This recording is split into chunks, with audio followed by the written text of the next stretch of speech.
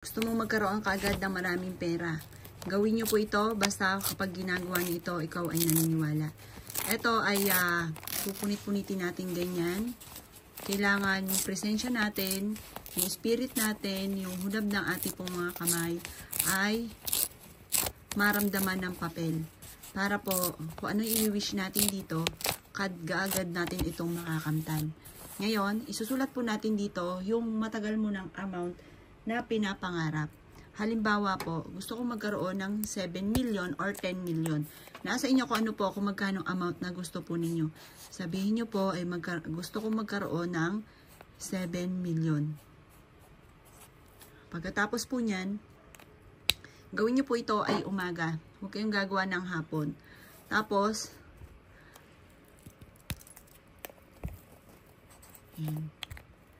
pagkatapos po nyan, magwi-wish ka. Sabihin nyo po, magkakaroon ako ng maraming pera, siksik-liglig, at umaapaw at maraming pera ang darating sa akin. Ganyan ang mga pagwi-wish ng walang gamit na sana, direct to the point. Naniniwala ka sa kakayahan ninyo.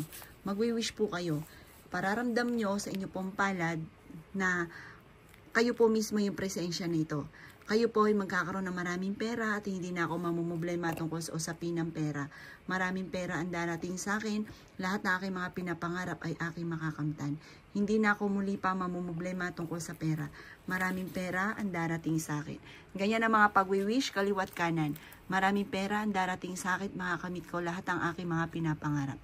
At pagkatapos po nito ay ilagay nyo ito sa ilalim ng inyo pong unan.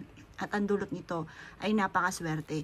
Pwede nyo rin ito ilagay sa inyo pong wallet. At ito po, masasabay na sipag at tiyaga, walang imposible. Kayo mismo ay maa-amaze sa dami ng mga blessing na darating po sa inyo.